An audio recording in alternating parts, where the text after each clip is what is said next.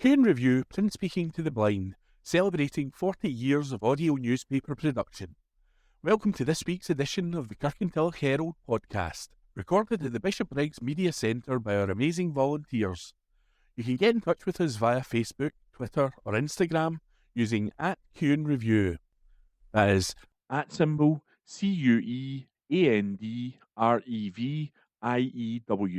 You can also contact us directly by emailing information@QNreview.com. That is INFORMATION @symbol CUENDREVIEW.com, or by calling 0141 772 3976. That's 0141 772 3976.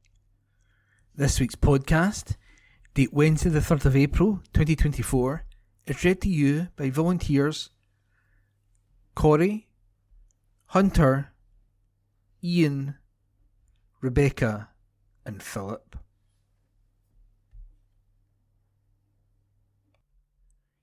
EDC agrees 24-25 budget. East Dunbartonshire Council agreed its revenue budget for 2024-25, with a revised 30-year capital investment plan also agreed. Council leader Gordon Lowe spoke of the measures taken to balance the books for the coming financial year against the backdrop of continuing financial challenges facing local government and the wider public sector across the UK. He said, "There is no doubt that setting the council budget is an unenviable task, with our funding position remaining phenomenally challenged. The role of our workforce has been central in terms of realising every possible saving, and we continue to transform our services to ensure they are as efficient as possible. Fundamentally, we will do everything we can to protect the vital frontline services to our communities and to protect the jobs and the livelihoods of our workforce." Prior to the final decision, the estimated council budget for 2024-25 was just over £339.5 million, with income forecast at just over £328.9 million. Significant work undertaken in the budget planning process revised the final funding gap for the year ahead to £9.253 million. Councillor Lowe outlined the approach, adding, "Firstly, I need to acknowledge and commend the significant efforts of council officers in identifying in excess of £2.4 million in management and operational efficiencies to narrow the funding gap. In addressing the remaining gap, we have reviewed our fees and charges and, after research and benchmarking, we are bringing these in line with our comparators to generate much needed additional income. Further budget decisions to bridge the funding gap include agreement to return the enhanced cleaning provision introduced during the pandemic back to pre-COVID levels and to change residual waste only to a 3-weekly cycle later this year. Collection frequency for recycling and garden waste will remain unchanged at 2-weekly, and food waste will remain weekly." Councillor Lowe added, "We also agreed that we would review school crossing provision across the area, including the potential to provide additional mechanical crossings, and to bring recommendations back to a future council. This approach is essential given that over 50% of our crossing patrol roles have been vacant for several years, despite repeated recruitment campaigns to fill them. Some budget decisions will take time to implement, with full year savings not delivered until 2025-26. Therefore, it has been deemed prudent for the remaining in-year shortfall of £1.8 million in 2024-25 to be underwritten by reserves as a one-off cost." The revised 30-year capital investment plan was also agreed by Council. Councillor Lowe explained the approach, saying, "With the ongoing challenging borrowing situation of high interest rates combined with exorbitant build costs, we've agreed to progress our current capital projects through the pre-construction phase, which will allow officers to present more accurate projected build costs to Council for decision prior to entering into construction contracts. Projects progressing through the capital programme in the new financial year include Twecker Outdoor Pursuit Centre, Replacement Lindsay Academy, New Hilton Recycling Centre, Balmaldy Primary School, Campsie Memorial Hall Revitalisation Project, and works at Bearsdale and Mulgai primary schools. In addition, new plans will now be developed for the replacement Weston Primary. Councillor Lowe finished by saying, "There was agreement right across the council chamber that this is the most challenging budget we have had to set. The decisions we have taken will be difficult, and it is clear there will be further difficult decisions ahead." This Week in History, as read by me, Ian McKenna. April the 5th, 1955. Sir Winston Churchill, aged 80, resigned as Prime Minister before Anthony Eden took office. On this day last year, the title Queen Camilla was used for the first time in an official capacity, appearing on invitations for the King's coronation. April the 6th, 1843. William Wordsworth was appointed Poet Laureate the day before his 73rd birthday. On this day last year, more than 1 million UK children were growing up in poverty under 2-child benefits limit, according to a report by the Child Poverty Action Group. April the 7th, 1947. Death of Henry Ford, American motor car manufacturer. On this day last year, a woman gave birth to a miracle baby boy after having her ovaries removed as part of a life-saving cancer treatment. April the 8th, 1973.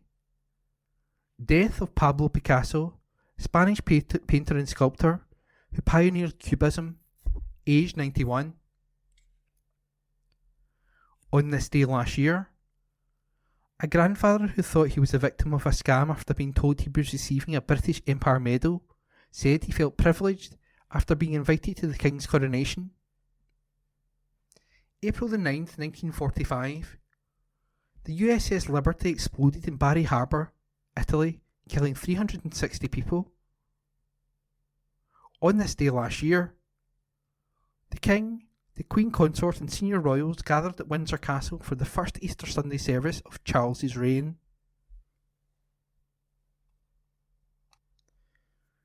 Debate due on assisted dying bill. Legalising assisted dying in Scotland cannot come soon enough for those with terminal illnesses. That's according to Liam MacArthur, the MSP behind the new legislation. But he has warned a painstaking process lies ahead to ensure the plans are properly scrutinised in the Scottish Parliament. The Lib Dem representative expects the bill to be debated this autumn and, if approved, could see Scotland as the first nation in the UK to provide terminally ill people with assistance to end their lives. The aim of the bill is to enable mentally competent adults with an advanced, progressive terminal illness to be provided with assistance to end their life at their request. The development of the bill has been supported by the campaign groups Dignity in Dying, Friends at the End and Humanist Society Scotland, and was first lodged as a draft proposal by Mr MacArthur in September 2021. The MSP said, "Our current laws on assisted dying are failing too many terminally ill Scots at the end of life. Too often, and despite the best efforts of palliative care, dying people are facing traumatic deaths that harm both them and those they leave behind." A public consultation on assisted dying elicited a record of 14,038 responses, with 76% of individuals who responded expressing full support, with a further 2% partially supporting a change in the law.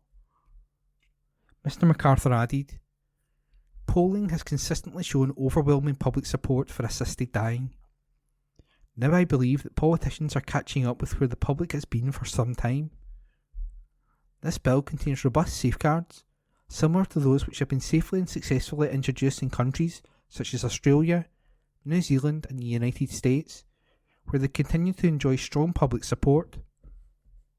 As my bill moves forward, I know my MSP colleagues will want to look closely at the detail and consider the compelling evidence supporting a change in the law.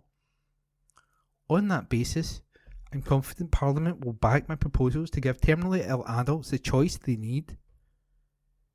Director of Dignity in Dying Scotland, Ali Thompson, welcomed the bill being published at the Scottish Parliament and said the message from constituents to their MSPs was strikingly clear. He added, "It is time to change the law and vote to give dying people the choice of safe and compassionate assisted dying." In every constituency and region in Scotland, there is an unshakable majority of support for a compassionate assisted dying law with tight safeguards that would benefit and protect dying people and improve end-of-life care as a whole. That law is now within our reach. The bill published provides the compassion and choice dying people need and puts safety and protection in a place where none currently exists. It gives them all hope that needless suffering can be consigned to the past. Choir celebrates long servants following show, as recorded by Hunter MacDonald. Two long-time servants of Kirkintilloch Male Voice Choir have been congratulated on their achievements. Sally McClellan and David Burns have both enjoyed 25 years with KMVC, helping to grow and develop the group and the talent within. And they were recognised for their dedication and devotion following a special show at the end of last month. On March the 23rd, the KMVC, in a significant and notable year for the group, performed their 103rd annual choir concert at St Mary's Parish Church in Kirkintilloch. A fantastic evening of music and revelry, the show was followed by a special presentation to Sally and David. The audience heard how Sally has given 25 years dedicated service as conductor, musical director since 1999. She was previously an accompanist to the choir from 1993. Most notably, Sally has been the only female conductor of KMVC in its 100-year-plus history. Sally has supported and helped the group enormously over the quarter-century, doing so alongside David. He too has given 25 years dedicated service as accompanist assistant musical director to Sally since 1999. Thanks and congratulations were given to both Sally and David from all the boys at the choir. Anyone wishing to join or find out more can head along to rehearsals on Monday evenings between August and the end of March at 7:15 p.m. in the town's park centre. You can also follow the group on Facebook or head to kmvc.org.uk. Labour secures rare rebuke of budget cuts. East Dunbartonshire Labour are celebrating after securing a rare full amendment to the council's budget. That's after slamming the spending proposals as the worst in nearly 20 years. Labour proposed a host of changes and inclusions which they say was incorporated in its entirety. Group leader Councillor Alan Moyer said future budgets were only going to get worse if there is no change in attitude to funding local communities and services. He told the Herald this was a cuts budget full stop. No sugarcoating can disguise the horrendous decisions facing EDC. Choice has been removed from local government and it's a cuts programme driven from the centre. The Scottish Government has given complete lip service to local decision making. Some of the key points of the Labour amendment agreed by EDC recommended that Council express significant concerns over what they called the Scottish Government's lack of respect for local government. Agree that any interference in the democratic decision making of councils by Scottish Government is entirely inappropriate.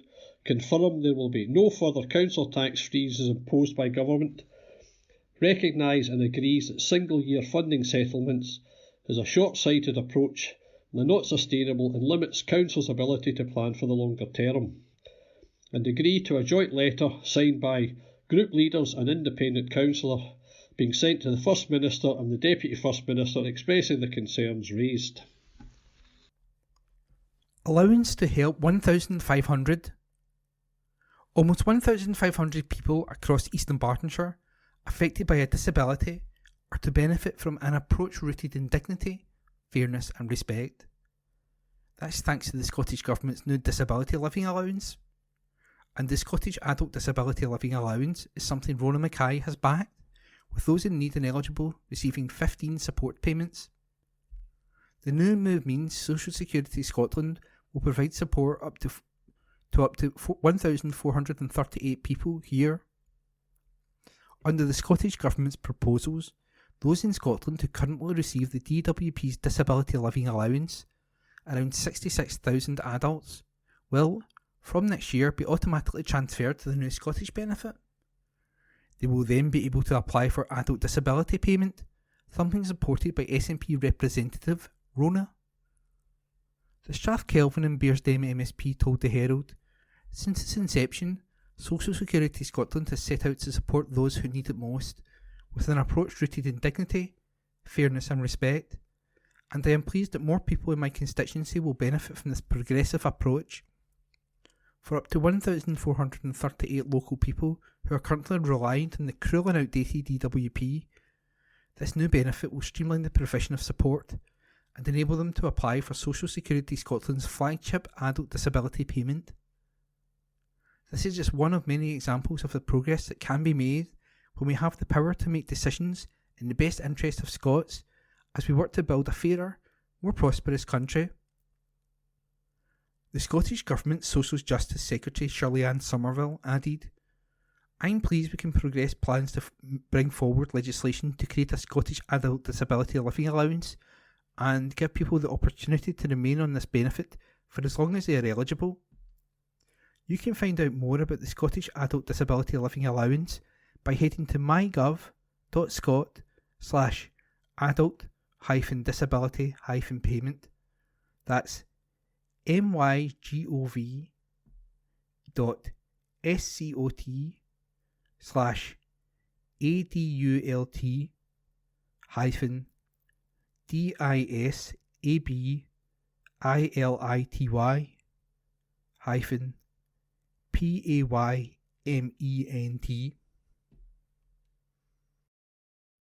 Seek help over council tax.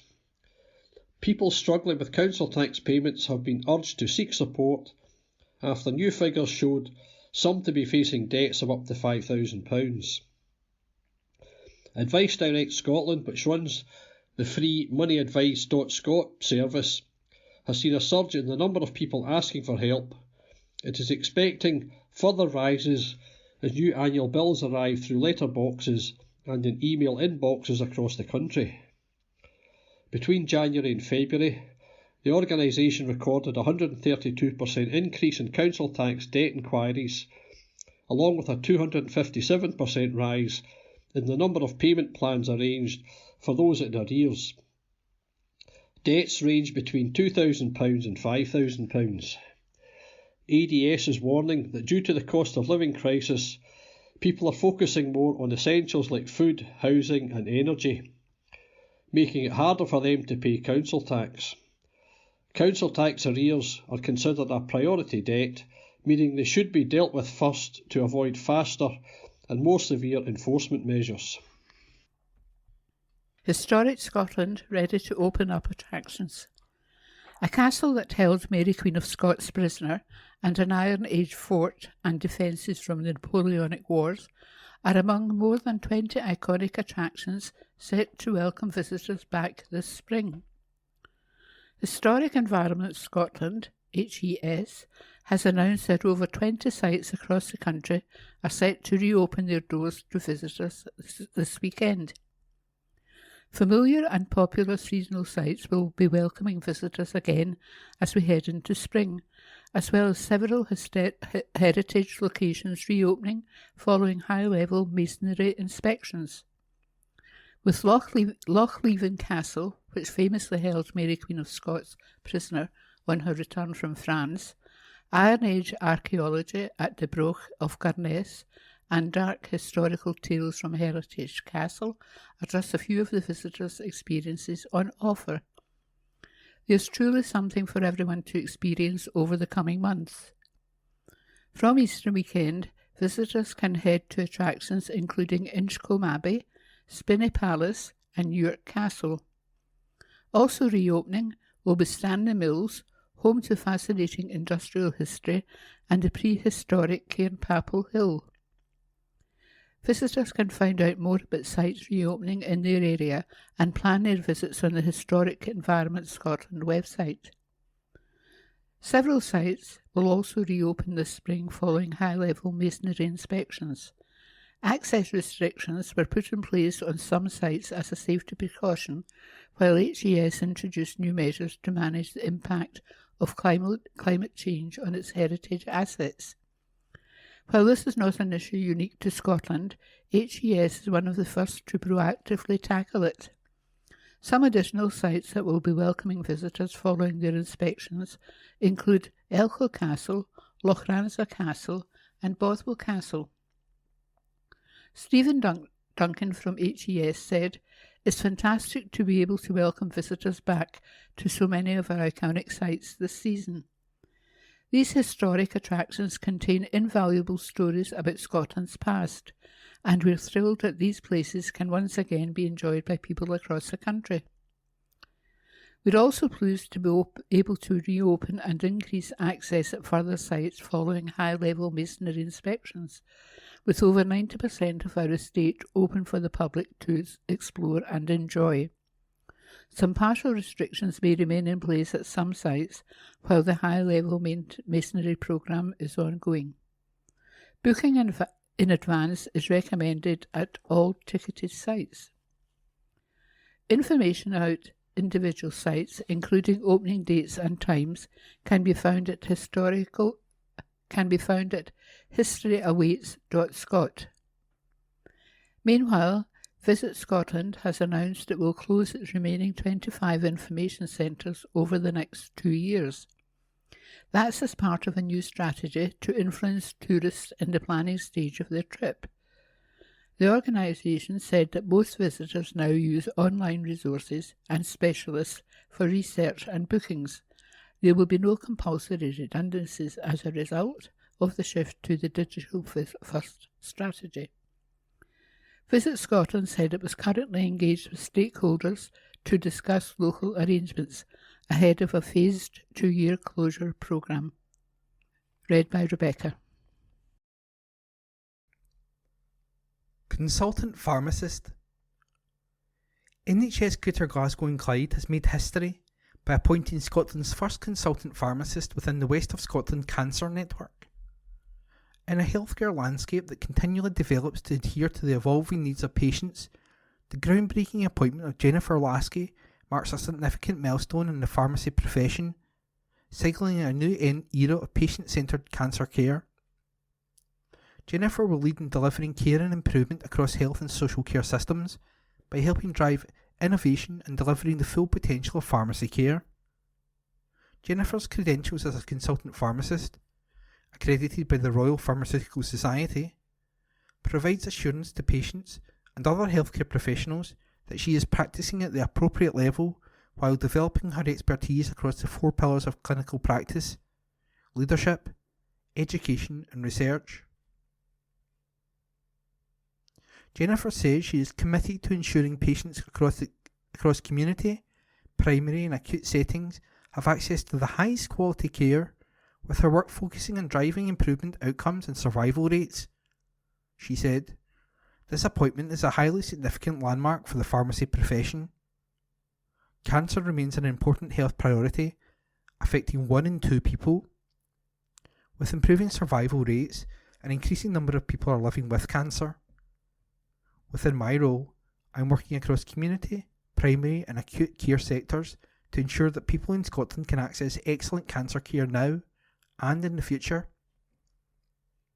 The appointment of Scotland's first consultant pharmacist marks a significant landmark in pharmacy care and shows the commitment across the west of Scotland to delivering the highest quality and standard of patient-centred cancer care. Scotland's Chief Pharmaceutical Officer, Professor Alison Strath, said, "I'm delighted to approve the first consultant pharmacist post in Scotland.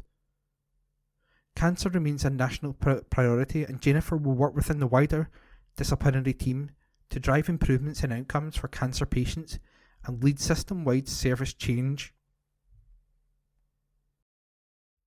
We are in the know on green. New research from energy supplier 100 Green has found Scots know more about green energy than any other country in the UK. The research, which tested over 2,000 people from across the UK in their knowledge of how green energy works, found 60% of Scots were able to identify all the answers correctly compared to a national average of 57%. The news comes just after an Energy Statistics for Scotland report revealed the country produced more renewable electricity than it consumed for the first time ever, with 113% of the country's electricity consumption coming from renewables in 2022. 100 Greens research also asked people how they feel about the current state of green energy and how likely they'd be to switch to a green energy tariff. Findings show 9 in 10 Scots want more public education on green energy, with over 4 in 5 saying the government should be doing more to help the implementation of widespread renewable energy across the UK. Scottish success story. Recycling rates at an all-time high. Scots are recycling more than ever before, according to new figures released by the Scottish Environment Protection Agency. The Scottish Waste from All Sources 2022 official statistics show that the nation's recycling rate has hit an all-time high. Scotland generated 10.16 million tonnes of waste, with 62.3% recycled in 2022, the highest recycling rate recorded since the start of the current series in 2011. The data also reflects an increase in the proportion of construction and demolition waste as the construction industry rebounded following the pandemic. Scots also continued to reduce their reliance on landfill, with 23.2% of all waste ending up in landfill for an all-time low figure of 2.30 million tonnes. Supporting the shift from landfill is a small but significant role played by energy from waste incineration facilities, which saw an 8.3% increase in waste being treated by incineration in 2022. Vicky White, SEPA Head of Materials, said, "The fact that Scots are recycling more than ever before is great news. With our highest recycling rate on record, the latest data not only shows we're recycling more and landfilling less, but also that Scottish businesses are continuing to respond to consumers who are continuing to call for less waste and greater resource efficiency. While it's clear there's more to do, this latest data is both encouraging and a key milestone in our journey to a more resource efficient, net zero economy." A key to driving Scotland's recycling performance is the construction and demolition sector, which saw a further recovery from the pandemic in the latest SEPA data. The sector has been boosted by innovation and investment by businesses such as Scottish specialist recycler Brewster Brothers, based in Livingston. It takes construction, demolition and excavation waste from the construction sector and recycles it before selling it back to the construction industry.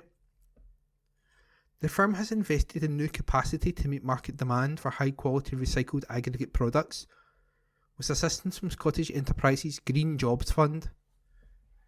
Managing Director Scott Brewster said, "Scotland's construction sector recognises that recycling waste and reusing high quality recycled sand and gravel is not only the right thing to do environmentally and socially, but it makes sense economically too. A key to supporting Scotland's construction sector is modern, efficient and effective recycling infrastructure across Scotland. At Brewster Brothers, we are committed to that journey, investing in Scottish infrastructure that has diverted over 1.3 million tonnes of waste from landfill and produced about 1 million tonnes of recycled aggregate to date. It's a real Scottish success story that has plenty of capacity to grow further, given over a quarter of waste soils, excavation waste, still ends up in landfill." Beaches surveyed. The Marine Conservation Society has released its annual report, State of Our Beaches 2023. In Scotland, 3,200 volunteers took part in the charity's beach cleaning programme, collecting and recording all rubbish found on 100-metre stretches of beach. Single-use plastic items, such as bottle caps and lids, drinks bottles and packets, make up 3 of the top 5 items found on our beaches. Metal drinks cans were the 10th most common item.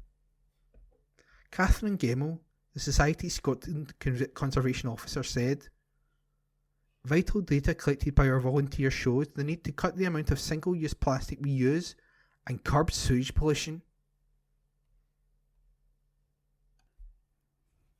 Charities appeal to help children living in poverty. Children First is urging readers to donate to its spring appeal, warning of a crisis affecting 1 in 4 children who continue to live in poverty. The charity has seen a huge increase in the number of families asking for its support, but it cannot continue this vital work without donations from the public. Scottish Government figures released earlier this month showed no improvement in the number of children living in poverty across the country. The cost of living crisis continues to have a devastating impact on families supported by the charity, with some struggling to fill their cupboards with food or replace children's shoes when they become too tight. Mary Glasgow, Children's First Chief Executive, said, "Children are in crisis, with 1 in 4 children living in poverty and no sign of improvement. The lasting impact on their safety, health and opportunities could be devastating. Our dedicated teams are seeing a huge increase in families turning to us for help. With the cost of living crisis and cuts to public services, there is nowhere else for them to go. We want to be able to help every child whose family turns to us for support, but we urgently need the public support to be able to respond to the continued crisis." Children's First financial wellbeing team works alongside the charities, children and families support workers across the country and helps families with budgeting, benefit checks and applications, charitable grants and debt management. Dedicated financial wellbeing advisors at Children's First have supported over 1,500 children since 2023, an increase of 92% from April 2022. They generated an extra £1.7 million to put back into families' pockets. This was achieved through unclaimed benefits, grants and budgeting since April 2023, doubling the amount generated in 2022 to 2023. In total, the Financial Wellbeing Service has supported 925 families since April 2023. The amount of debt being managed by the service on behalf of families has more than doubled over the last year, from over £325,000 in 2022-23 to over £813,000 since April 2023. To donate to the Children's First Spring Appeal, visit www.childrensfirst.org.uk/crisis. Shingles protection. Public Health Scotland is encouraging those eligible to get vaccinated and protect themselves from developing shingles. Shingles is caused by the same virus that causes chicken pox, which can become active again later in life. The vaccine helps build up immunity and reduces the risk of developing shingles by over 70%. This is especially important for older people, as the virus is more likely to become active again among them and can be more painful. Local health boards in Scotland have been inviting all those currently eligible by letter to come forward for their free shingles vaccination since January. Dr Sam Gebrehewit, PHS's Head of Immunisation Vaccination, said, "Taking up the offer of the vaccine reduces your risk of experiencing long-term pain and being hospitalised. For more details, visit www.nhsinforum.scot/shingles. Bill aims to protect Scots from becoming homeless. New legislation which aims to keep people in their homes and help prevent homelessness has been published. The Housing Scotland Bill will introduce an ask and act duty on social landlords and bodies, such as health boards and the police, to ask about the person's housing situation and act to avoid them becoming homeless, wherever possible. It also reforms provision for people threatened with homelessness up to 6 months ahead and includes provisions for tenants experiencing domestic abuse. The bill will outline proposals for a new deal for tenants a key part of the Bute House Agreement between the Scottish Government and the Scottish Green Party. Proposals include long-term rent controls for private tenancies, new rights to keep pets, decorate rented homes and stronger protection against eviction. Housing Minister Paul McClellan and Tenants' Rights Minister Mark Patrick Harvey will lead the bill's passage through Parliament. Mr McClellan said, "Scotland already has the strongest rights in the UK for people who become homeless, but nobody should have to experience the trauma and disruption of losing their home. Early action, through the kinds of measures included in the housing bill, results in fewer people reaching the point of housing crisis. It also means people facing homelessness have more choice and control over where they live, helping them to maintain relationships in their community and stay and work." Mr Harvey added, "A fairer, well-regulated rented sector is good for both tenants and landlords. Tenants benefit from improved conditions, while good, responsible landlords will thrive when their good practice is recognised by regulation. Scotland has led the way across the UK in improving the experience of people who rent their homes, and this reform has been at a time of significant growth in the size of the private rented sector. Progressive reform can lead to better conditions and a healthy rented sector overall. I want to keep working with both tenants and landlords to achieve that goal." The Housing Scotland Bill was informed by 3 public consultations and will now be scrutinised by the Scottish Parliament. It has also been warmly welcomed by animal charities, as the bill will, for the first time, give renters the right to own a pet. Alice Palombo, Cats Protection Government Relations Officer for Scotland, said, "Renters will finally be given the right to own a pet, with an end to blanket no pet policies. People in rented housing pay significant amounts. It is only right they should be able to feel at home." Claire Wilson-Leary, Dogs Trust Public Affairs Manager, agreed, saying, "We welcome proposals within the bill that, if passed, will mean landlords cannot unreasonably refuse consent for private tenants to keep a pet. We will be engaging with the Scottish Government to clarify details of when it would be reasonable for landlords to refuse consent, to ensure tenants are not unjustly denied that right." A survey by Cats Protection and Dogs Trust found a lack of sufficient pet-friendly rented housing in Scotland, with only 22% of landlords allowing pets. Holyrood View, Celebrating the Achievements of Our Pupils and Teachers, by Rona Mackay MSP. The dedication and achievements of teachers and pupils at schools in my constituency never fails to amaze me. Strathkelvin and Bearsden is truly blessed with some wonderful educational establishments. This month, I visited 2, Lenzie Academy and St Ninians High School at Kirkintilloch, to congratulate them on their latest successes. It's been a great year so far for St Ninians, which also marks its 150th anniversary. Founded in 1874, it is one of the oldest state schools in Scotland and has a rich history of academic excellence. The icing on the anniversary cake, a Gold Sports Scotland School Sport Award, and the prestigious UNICEF UK Gold Award, the highest accolade given by UNICEF UK. Definitely worth celebrating. I was delighted to put forward parliamentary motions to honour St Ninians' achievements and the achievements of an innovative group of pupils at Lenzie Academy. The pupils at Lenzie put their creative skills to good use to produce a video highlighting the valuable work of Families Outside, the only national charity working solely to support people with a family member in prison.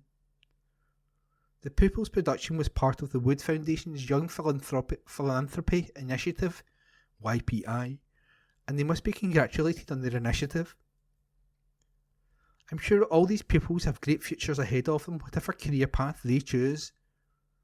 That's why I am delighted the SNP Scottish Government proposes to enshrine its policy on free university tuition in the permanent constitution of an independent Scotland. Access to university should always be based on ability to learn and not the ability to pay. Other organisation at the forefront of helping others is the wonderful Deafblind Scotland, based in my constituency. I was delighted to hear a pilot project to extend free rail travel for the companions of deafblind people has been agreed by Transport Scotland as part of its Fair Fares review. This is an issue I have raised several times at the Scottish Parliament. Free travel for companions would open up a whole new world of freedom for deafblind people. If you need any assistance, please contact my team at 0141 776 1561. That's 0141 776 1561, or email rona.mackay.msp@parliament.scot. That's RONA.MSP@parliament.scot.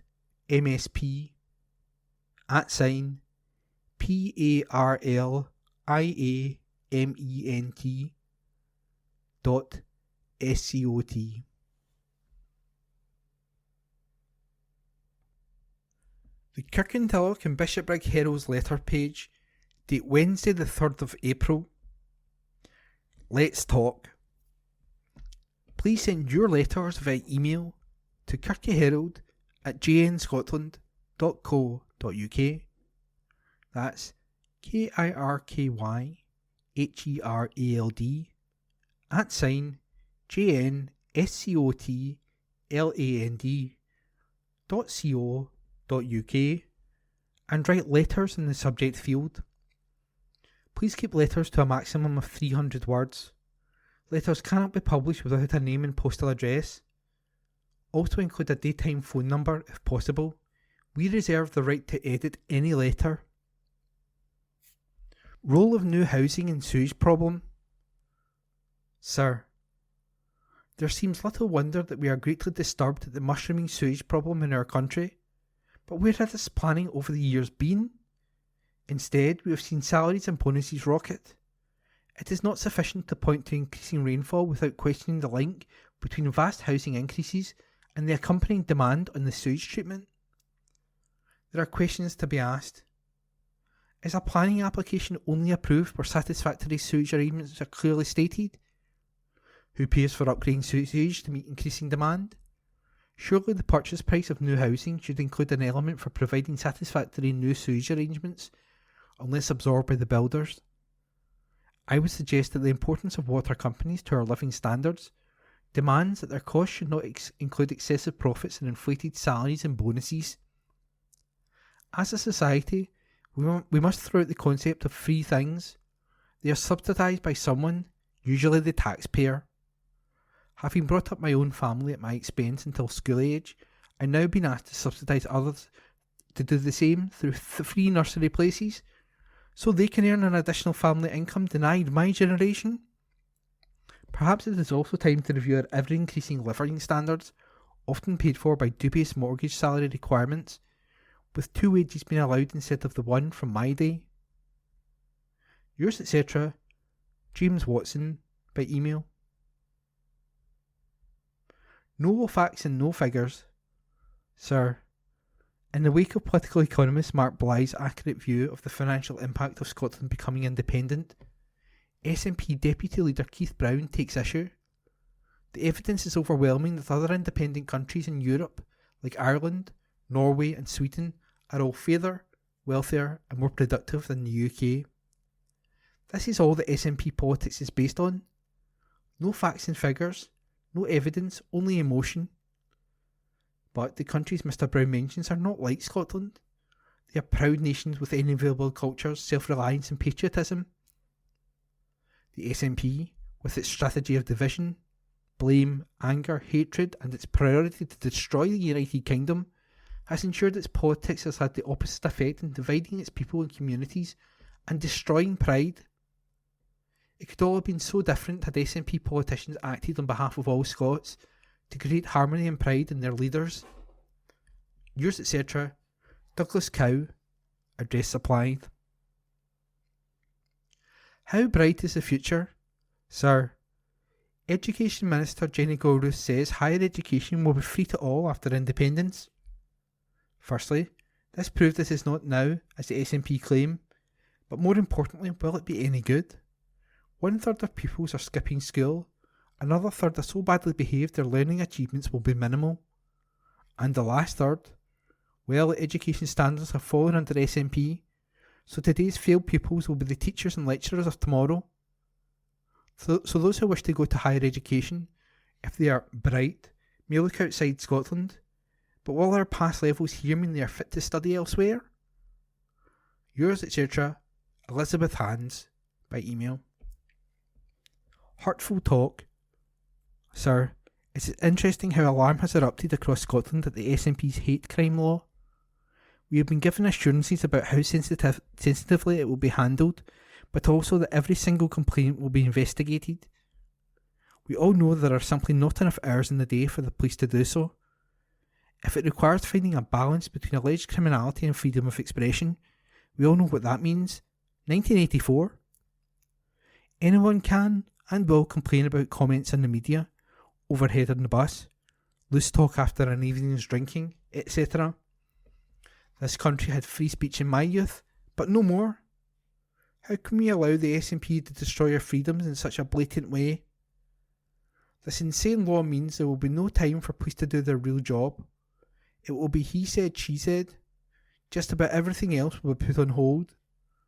Current crime will soar. The courts will be unable to function. Police officers will no longer be seen in public. The only hope for Scots is for a legal challenge to the Supreme Court and for this dreadful excuse for a law to be found illegal. We can but hope. Yours, etc., Andrew H. N. Gray. Address supplied. New technology is taking its toll. New technology and easy access to online shopping has already changed the face of high streets all across Scotland. Thanks to smartphones, maps, visitor attractions and recommendations are now readily available at our fingertips, which is also having a big impact on tourism. That was keenly felt last week when Visit Scotland announced it would be closing its network of information centres over the next 2 years. While the move has been condemned by many politicians, it's fair to say the days when people relied on tourist information centres to find hidden gems are long gone. There have also been significant changes on the way people plan their holidays, with most using online resources and travel specialists to research and book all aspects of their trips, including accommodation and activities, before they arrive at their destination. And it is this shift in behaviour which led Visit Scotland to make the decision to close its information centres and invest its resources and its expertise in a digital-first strategy instead. It will target channels it knows visitors use to inspire and influence where visitors go, when they come, and what they do, including promoting lesser-known destinations and quieter times of the year. Lord Thurso, Visit Scotland chairman, said, "The tourism landscape has been changed significantly in recent years. The demand for eye centres has reduced, while the demand for online information and booking has continued to grow. In order to continue building demand and growing the value of tourism and events, it is vitally important that we target channels we know visitors use to influence them to visit Scotland. Our research shows that, as an organisation, we have a greater and more impactful role to play in providing information before visitors travel. Prioritising a digital-first model of information provision allows us to reach potential visitors at those early planning stages when we can shape their future travel decisions. Together with businesses and our partners, we want to build on success and ensure that, across all areas of our work, marketing, destination development, business advice, insights and events, we prioritise the activities that will deliver for our industry and for Scotland. By evolving our work in this way, we will be able to invest in the activities that will accelerate sustainable growth in the visitor economy, helping create jobs, sustain communities and attract investment for the future. It is hoped the new approach will help the National Tourism Organisation deliver its core purpose to drive the visitor economy and grow its value to Scotland by reaching more people and influencing visitors from key global markets. All Visit Scotland information centres, known as iCentres, will operate as usual until the end of September as part of a phased 2-year closure programme. Visit Scotland is currently engaging with stakeholders to discuss local arrangements. There are 25 centres the length and breadth of the country, stretching from Lerwick in the Shetlands to Jedburgh in the Borders. For more information, visit www.visitscotland.co.uk. www.visit.org. That's www.visitscotland.org. Good day to you. My name's Philip and I'm going to be reading the church news from the district news of the Kirky Herald. And there's not so many this week for some reason. Maybe churches have burnt out after a long Easter weekend. To Kirkintilloch first, to St Columba's Men's Club. St Columba's Men's Club of Kirkintilloch meets in the halls of St Columba's Church in Old Isle Road, and it is not necessary to be a church member to join. The club, which has been in existence for many years, provides a chance for men to spend a Monday evening in a very relaxed company and to participate in activities such as pool, snooker, carpet bowls, darts, table tennis and dominoes, or simply to sit and chat. The membership comes from not only Kirkintilloch, but also from Lenzie, Cumbernauld, Milton Campsie and Bearsden. All men are welcome. So there you have it, guys, a place to go on a Monday night. And staying in Kirkintilloch, we're going to the Church of God, Regent Hall in Regent Street.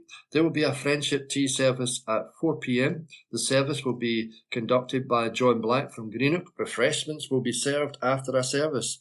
A warm welcome to everyone who is able to attend. Every Wednesday, our coffee corner is open from noon till 2 p.m. for home baking and coffee. Join our friends and neighbours for a chat over a coffee, and I'm sure there'll be tea as well. And for up-to-date and further information on our services, visit the website, all the W's, regenthall.org. And quote scripture here, Jesus said, "What good is it for someone to gain the whole world, yet forfeit their soul?" That's from Mark 8. And now we move to Lenzie Union Parish Church. Sunday services at 11 a.m. will be led by the Reverend Dan Carmichael. A live stream of the service is available on YouTube via our website. The meeting place opens for tea and coffee and home baking every Wednesday, 10 till noon, in the new hall. Everyone from the very young to the very young at heart are all welcome to attend. We also have a good selection of greeting cards and second-hand books for sale.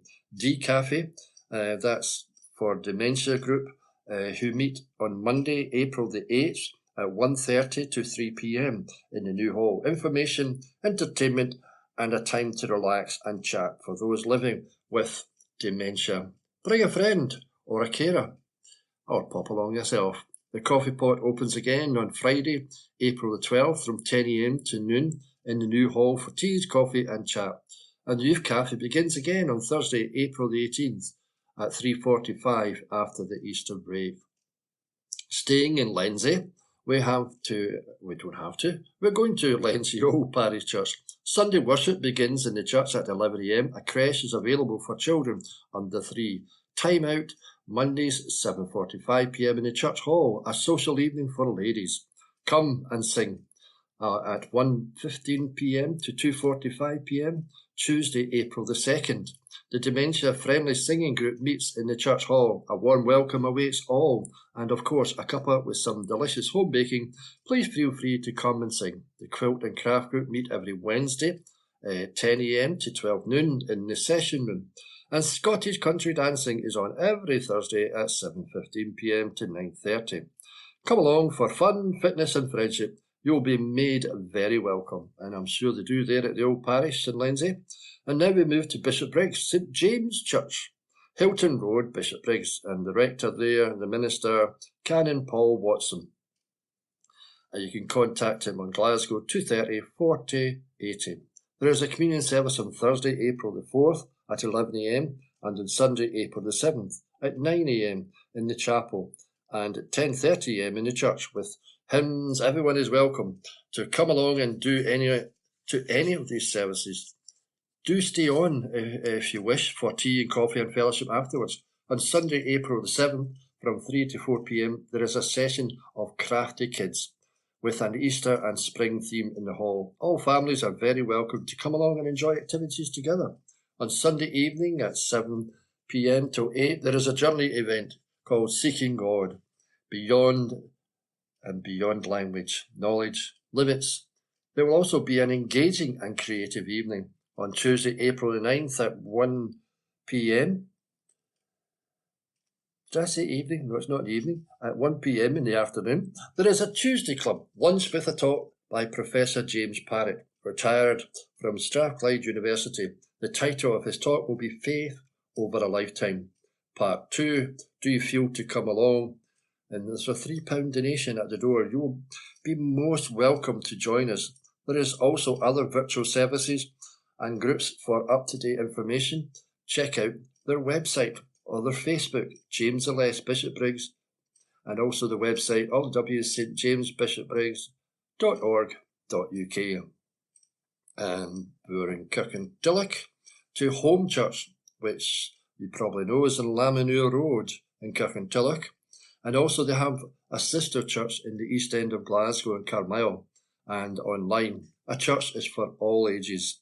In his mercy, he has given us new birth into a living hope through the resurrection of Jesus Christ. And you find that in 1 Peter.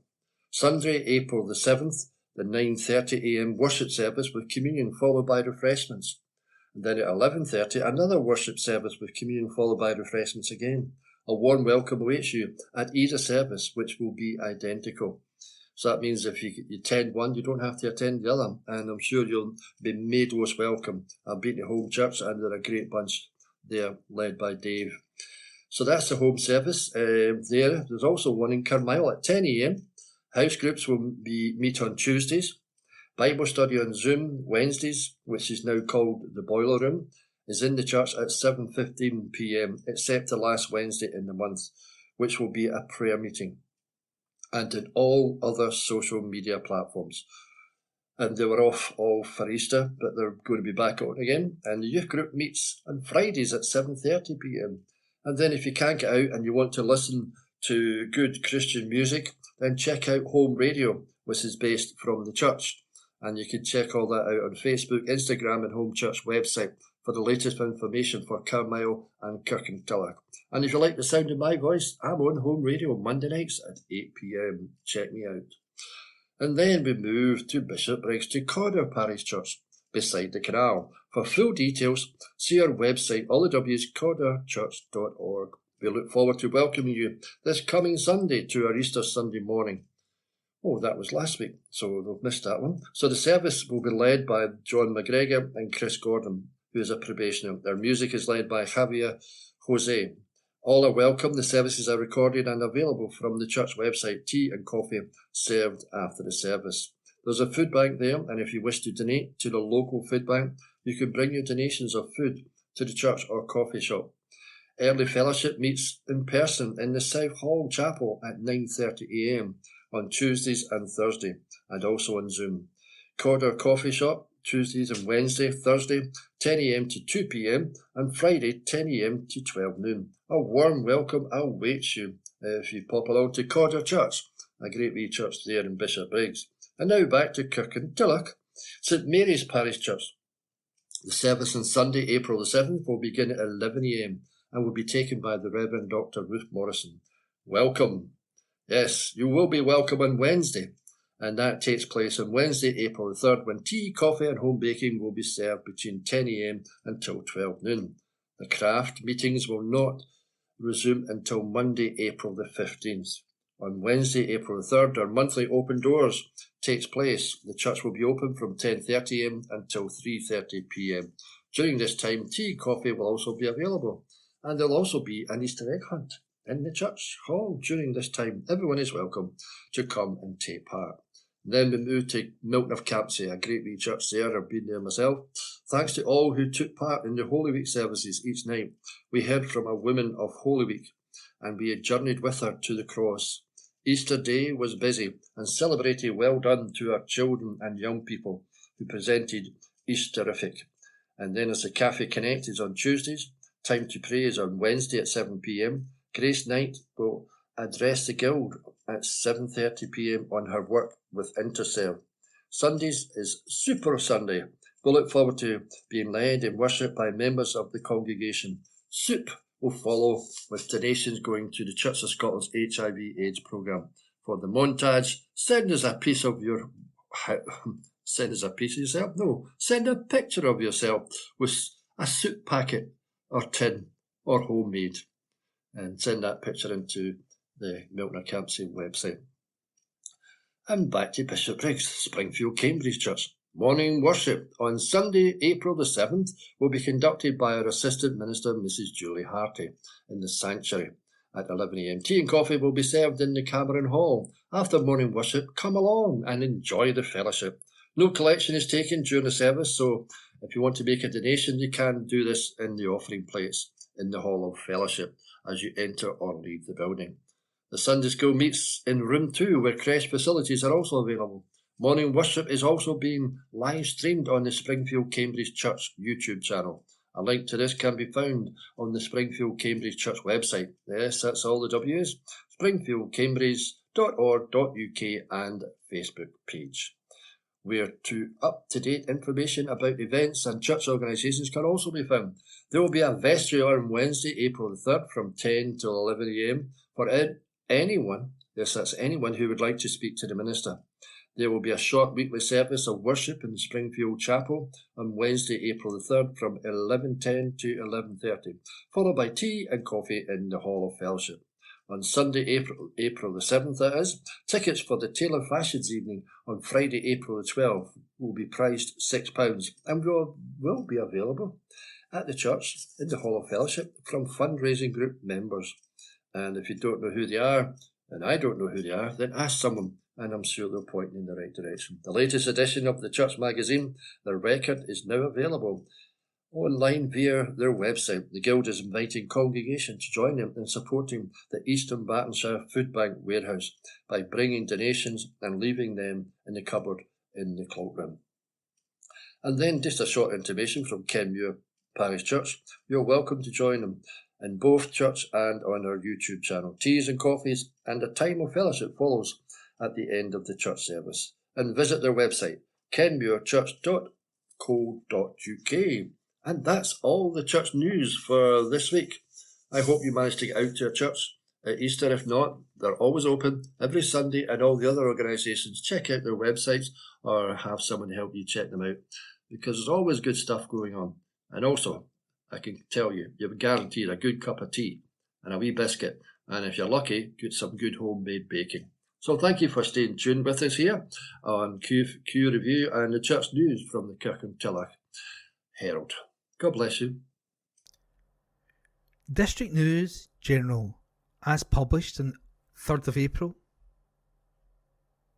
Inner Wheel celebrate 35 years. The Inner Wheel Club of Kirkintilloch recently celebrated 35 years of their club with a lunch attended by guests, founder members, former members and club members.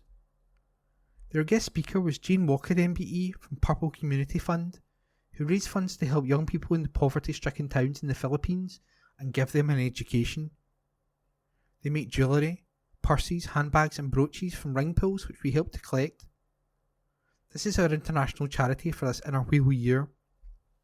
The Inner Wheel Club members meet at Lenzie Golf Club on the second Tuesday of the month from September to June, 6:15 for 6:30 p.m. Heart of the Matter. Benefits of Artificial Intelligence, AI, by Dr. Frank Dunn. The Royal College of Physicians and Surgeons in Glasgow delivers an annual interactive cardiovascular conference. The organiser is a close colleague and gifted interventional cardiologist, Professor Haney Atiba, who in December will become president of the college. The inaugural meeting was held on St Valentine's Day in 2014, and many speakers mentioned songs containing the word heart. These included Take These Chains from My Heart and Anyone Who Had a Heart. It made for a most entertaining and informative day. The symposium this year was dominated by artificial intelligence, AI, which is well outside my comfort zone. At least now I know AI is not someone trying to be more clever than they are. As the day progressed, I found myself becoming more impressed by the potential benefits of AI in improving patient care, and for me, this is the bottom line. The keynote lecture was delivered by Dr. Elliot Topol, one of the USA's most distinguished and charismatic cardiologists. He spoke in measured tones about the potential for AI. He conceded that it could make errors, but added that in medicine, like everything else, there is also human error. He described the case of a young boy who had developed walking problems and was seen by a total of 17 doctors without any clear diagnosis emerging. The data was then put into a computer and AI came up with the correct diagnosis of occult spina bifida, a congenital lower spinal abnormality. Dr. Popo described this great time-saving potential of AI. This would facilitate many of the administrative tasks of healthcare deliverers. This time saving could be diverted to the patients. Interestingly enough, I have for long enough felt that the greatest gift we can give our patients is our time. If AI can indeed deliver efficiencies in our time, then I am all for it. Each section of the meeting had at the end a case study of a patient, and we all had to answer key questions regarding investigation and management. It was a bit like Fastest Finger from the Who Wants to Be a Millionaire. It certainly kept the audience on their toes, and I'm sure improved the levels of concentration. The talks, with one exception, were no longer than 20 minutes, and the speakers were made very aware that they could not exceed that time. We were determined to preserve the time available for questions. Shorter lectures like this often require more time and thought than longer ones. Condensing the message of the lecture will facilitate which key points the lecturer wants to get through. If the audience can remember 3 points from the lecture, then that is a good result. Mark Twain once said, "I didn't have the time to write a short letter, so I wrote a long one instead." On another topic, I had a lovely evening recently delivering a lecture on A.J. Cronin, Dr. Finley's casebook, to the ladies section of Bishopbriggs Golf Club. It was a lively occasion complemented by superb home baking. The ladies were most generous in their donation to my designated charity, the Glasgow Hospital Broadcasting Service. I also gratefully received a doggy bag full of tasty cakes. Nobody missed the golf. My grateful thanks to Ellen Gibson and the ladies section. And that was The Heart of the Matter by Dr. Frank Dunn. Bike for Good. Cycling social enterprise Bike for Good hosted one of the first in a series of NSPCC workshops across the country at their premises in Finniston, Glasgow, on March 6 as part of a new campaign that will help adults across the UK to play their part in keeping children safe.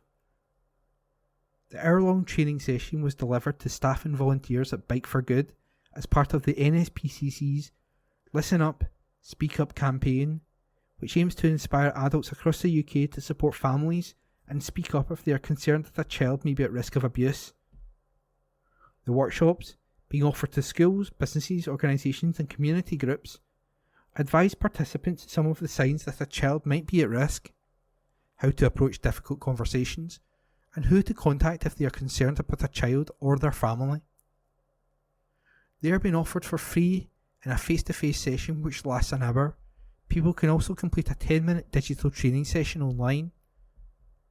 Ewan Graham, local campaigns officer for Scotland, delivered the Bike for Good workshop and there's more planned throughout the year.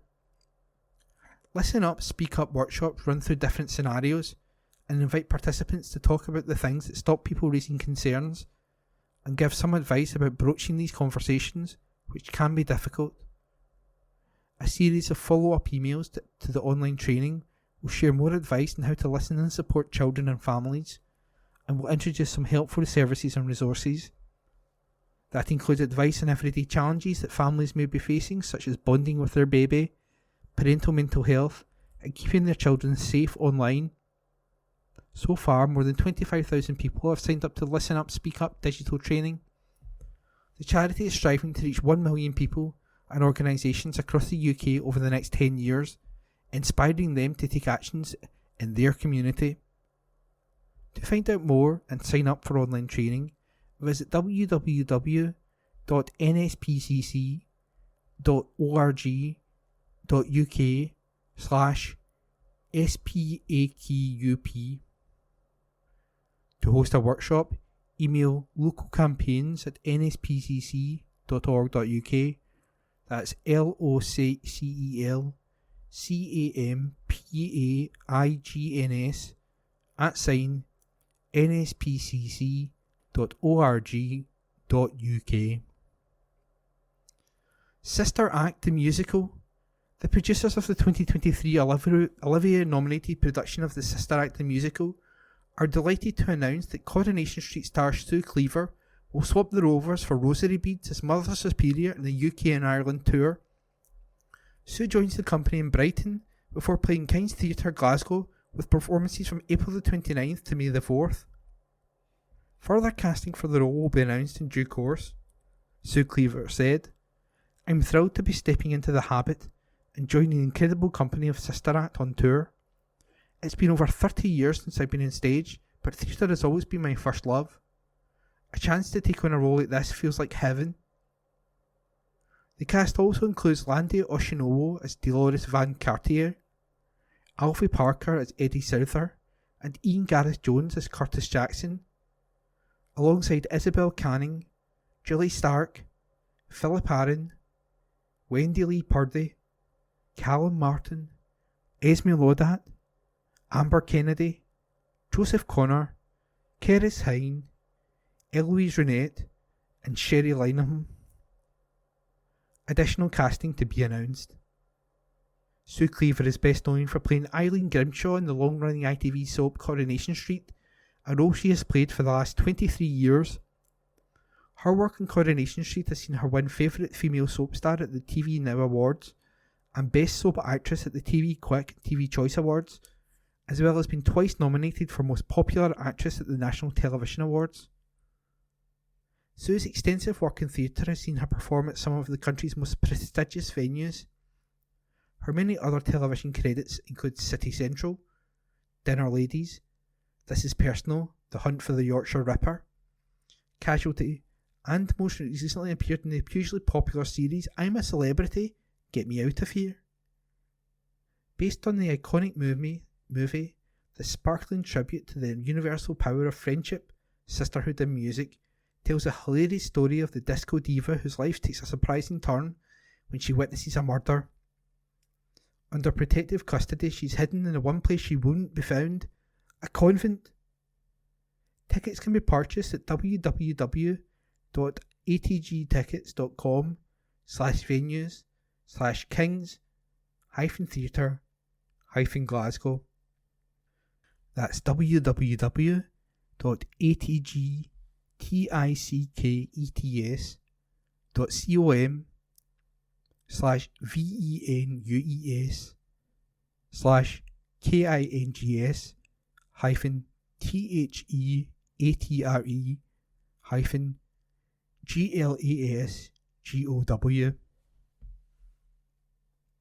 Ozen Street Food. Glasgow gourmands, the wait is over. After shaking up the street food scene in the Scottish capital, Ozen is now bringing its Eastern fusion flavours west side and launching it in Glasgow. Established in 2021, the Asian street food kings have built a cult following in Edinburgh, with press and influencers buzzing about their bao buns. And now Glasgow foodies can get a taste of the action when Ozen launches in the city on Thursday, April the 4th. Expect all their classic combos into signature dishes, such as the Karaji chicken bao bun stuffed with tender crispy fried chicken, and the pig deal crammed with red pork belly and a peanut crumb.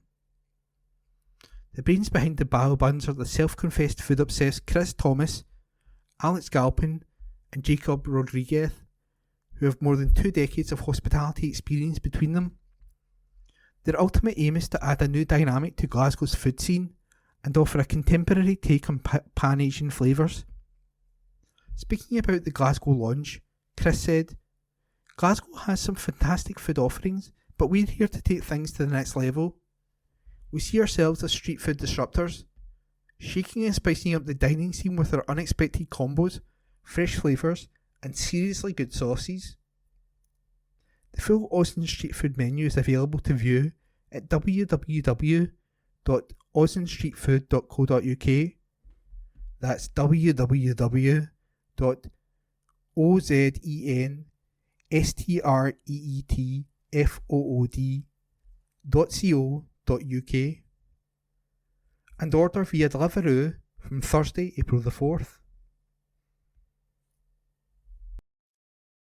Public notices. Planning notices. East Dunbartonshire Council public notices. the East Dunbartonshire Council, the B8048 Waterside Road, temporary closure, Order 2024. On the 2nd of April 2024, the East Dunbartonshire Council made the above named order under Section 14(1) of the Road Traffic Regulation Act 1984, as amended, which makes it unlawful for any person to drive or cause or permit to be driven any motor vehicle, with the exception of emergency service vehicles, vehicles engaged in the works, and those vehicles requiring access to land and properties adjacent to the closed section of road when it is safe and practical to do so, on Waterside Road, Kirkintilloch, between its junctions with Drumgrew Roundabout and Langmuir Road, by reason of works being executed on or near this road. This order will operate from 8 a.m. on Sunday the 14th of April until 6 p.m. on Sunday the 21st of April 2024. Alternative route. The alternative routes will be by way of the B8048 Waterside Road, the A806 Initiative Road, the A803 Glasgow Road and Kilsyth Road in Kirkintilloch, the A803 Glasgow Road in Kilsyth, the B802 Airdrie Road, Howe Road and Auchenstray Road, and the B8048, and these routes will be signposted. Karen Donnelly, Chief Solicitor and Monitoring Officer, Legal and Regulatory Services, East Dunbartonshire Council Headquarters, 12 Strathkelvin Place, Kirkintilloch, G66 1TJ. Rossvale on the verge of going up. An article written by Brian Yule and read by me, Corey. 3 years ago, Rossvale women were formed, while socially distancing in the car park at Hunters Hill. Now they are just 1 point from gaining promotion to the SWPL 2. The championship has now split into a top 4 and bottom 5, as Rossvale have 3 games left to secure the 1 draw they need. They will be aiming to wrap up the title when they host East Fife on Sunday, before travelling to Ayr United a week later and then finishing the season at Inverness Cally Thistle on April 28th. Having missed out on promotion last season after losing in the playoffs, the club's head of women's and girls football, Michael Docherty, is delighted to be on the verge of second-tier football. He said, "It is incredible how far we've come in just 3 years. We were due to form the team before COVID hit, but obviously things got delayed. I remember standing in a car park at Hunters Hill, and us having to yell at each other due to social distancing. A lot of the girls had offers to go elsewhere, while we hadn't even been accepted into a league at that stage. But we asked them to stick with us and we'd get it right. I think as we sit on the verge of SWPL2 football that we have gotten it right, and not only with the first team as a pathway from under-16s to under-18s to develop to the first team has proven very successful. Last season, when we lost the playoffs, we said we'd come back stronger, although it is one thing saying it and another thing to actually do it. However, this season has been brilliant, and we now only need 1 point from 9 to go up. Given we have only lost 3 points all season, it feels inconceivable we won't get it. We're not done there though, as we look to keep progressing, and the first task is to establish ourselves in the SWPL2.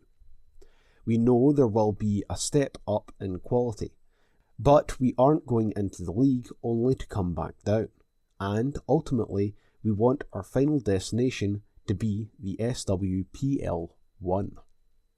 That article was written by Brian Yule and read by me, Corey. Rob Roy pull off a shock to book Cup final place. This article was written by Brian Newell and read by me, Corey. Kirkintilloch Rob Roy are into the final of the South Region Challenge Cup after winning away to Cumbernauld Colts on Saturday. Colts have been doing well in the Lowland League this season, while Rob Roy have struggled in the WOS Premier Division. However, the visitors proved too strong on the day, as they ran out 3-1 winners at Broadwood Stadium. This sets up a return to the same ground next month to face the Lowland League leaders, East Kilbride, as they overcame Trinette in the other semi-final. With Rob Roy being otherwise engaged, it allowed Glen Afton Athletic to leapfrog them in the league with a win at Irving Meadow.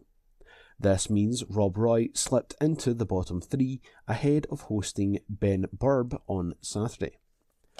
Ashfield claimed an important 3 points in their bid to win promotion from the First Division with a 1-0 away to Shotts Bon Accord.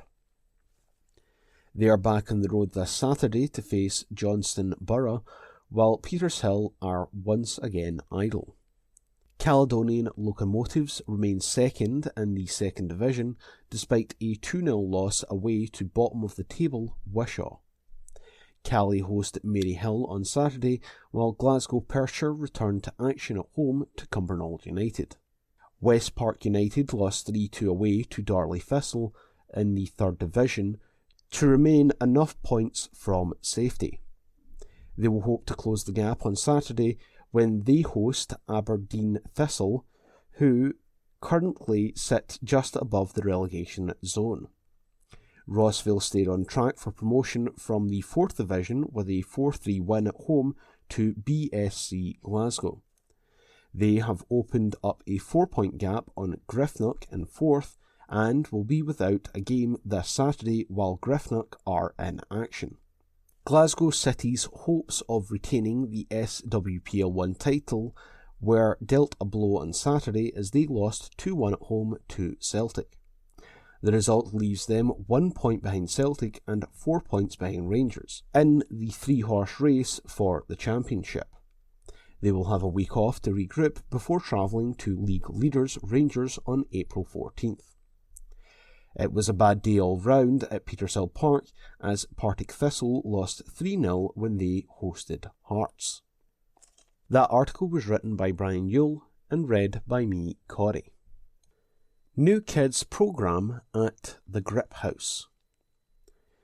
This article is unattributed, but it's being read by me, Corey. The Grip House has launched a comprehensive Brazilian Jiu-Jitsu, BJJ, timetable tailored exclusively for children. Established in 2005 by Guy Ramsey and Paul McVeigh, the Grip House has been a cornerstone of the Glasgow Brazilian Jiu-Jitsu scene, nurturing numerous high-level competitors over the years. Head coach of the Grip House's kids programme, Nathaniel Montgomery, said, "This marks a pioneering step forward in Scotland's martial arts community, as we become the first establishment to offer such a programme. At the Grip House, our coaching team comprises accomplished BJJ black belts, ensures that every child receives instructions from seasoned experts. Some of our young participants have already clinched prestigious titles in the national, European and even world levels. Our kids programme caters to ages 5 to 16, striking a balance between self-defence techniques and competitive skills. Inclusivity is paramount to us. Hence, we extend tuition support to families facing financial constraints, making martial arts accessible to all.